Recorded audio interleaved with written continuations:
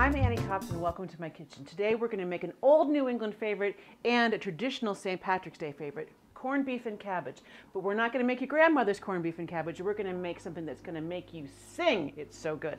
We're going to start with a 5 to 6 pound cut of flat brisket, not tip. We want a nice, even cooking surface. And what we do is we make a brining solution, which is salt and some aromatics, and that goes into the meat, pulls out all the moisture, and then puts all those flavorings in there. And we're going to let it go for about 7 days in the fridge. You take it out of that brine and then simmer it in another aromatic broth, and that's the boiled beef part of it. Then, traditionally, you'd boil your vegetables. No, we're going to roast them. So let's get started with that brine. You're going to start with a nice big pot, a gallon of water, about a gallon of water. What's important is that the beef is submerged under the water. To that, we're going to add 1.5 cups of salt. Now that might seem like a lot, but you've got to get it in there. That's what's going to keep it preserved. And stir until that salt dissolves. Very important. Okay, to that salted water, 1/2 cup of brown sugar. You could use honey or regular sugar. I prefer brown sugar. And I'm going to take some whole cloves of garlic and just smash them up a bit so that they really release their flavor in there. You don't have to chop it, but just give them a nice smash. And now I'm just using the edge of my knife here. And that seems like a lot of garlic. We want this to taste good and really flavorful. There we go. That one was fighting with me a little bit. And smash, and in they go. We're going to add, a small handful, probably 20 whole black peppercorns. About a teaspoon of crushed red pepper flakes. Again, we want this to be as flavorful as possible. And whole coriander seeds, and that's what cilantro comes from, but these are the seeds. And we want to crush these up, again, to release their flavor, just in a mortar and pestle. Dump that right in there, and this adds this really beautiful floral note to our brine.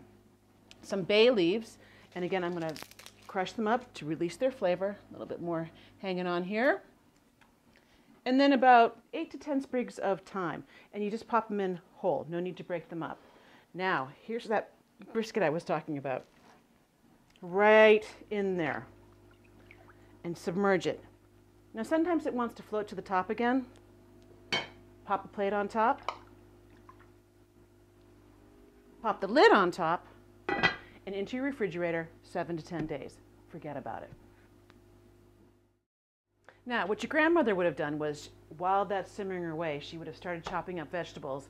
And once the corned beef was done simmering, she'd take it out and let it rest, and then start boiling all those vegetables in that beautiful, flavored simmering water. But we're going to do it a little differently. We're going to roast them, and it's going to be heavenly. So I like to use traditional vegetables like cabbage, and what I like to do is chop them up into wedges. And as you can see, I've left that root piece on so that it's not, well, a few pieces fall apart, but it's going to stay together. So I'm just going to half it and then quarter it like so that you have pieces like this. And I'm going to dump them all into a bowl like so and add some olive oil, just enough to coat it, pepper, because we want this to taste good, and salt. And then use those tools that God gave you. Just stick your hands right in there and get enough oil on there to coat the cabbage. And then arrange the cabbage in a nice layer on an aluminum foil lined baking sheet. And the aluminum foil is on there just to make cleanups a little bit easier for you.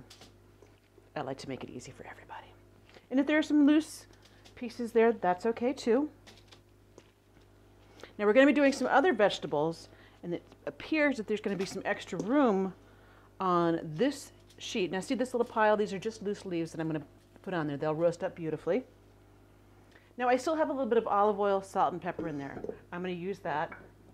How about some carrots and some parsnips? The parsnips, you just need to peel and cut.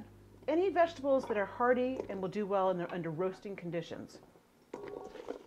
Toss them in that olive oil, salt, and pepper. A little bit more salt, and a little bit more pepper, and they are good to go right on here. Now I'm going to pop them into 400 and 450 degree oven. They take about half an hour or so, it depends on your oven, but you want them to get nice and brown and really, really caramelized and flavorful, so you might have to flip them over at some point, so just keep an eye on them. First tray goes right in the oven.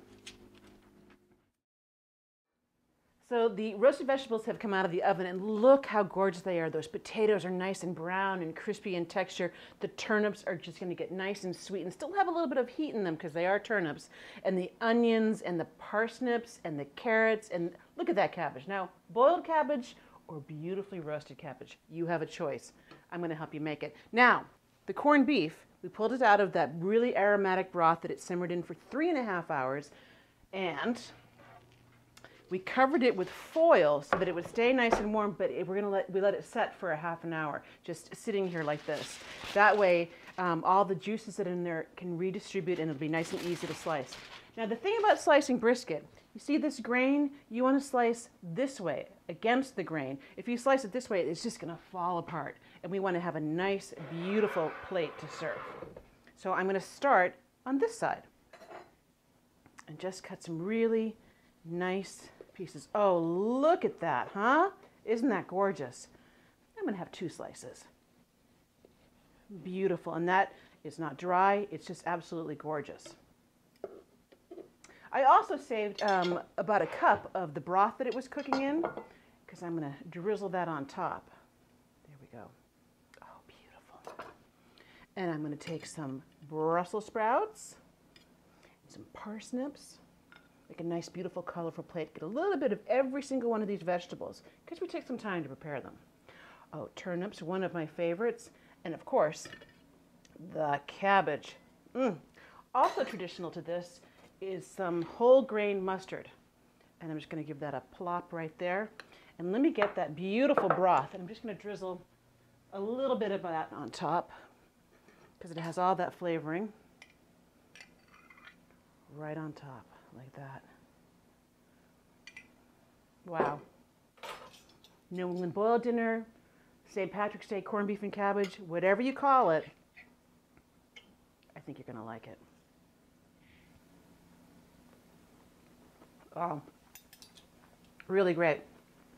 For this recipe, plus a whole lot more, visit us at yankeemagazine.com.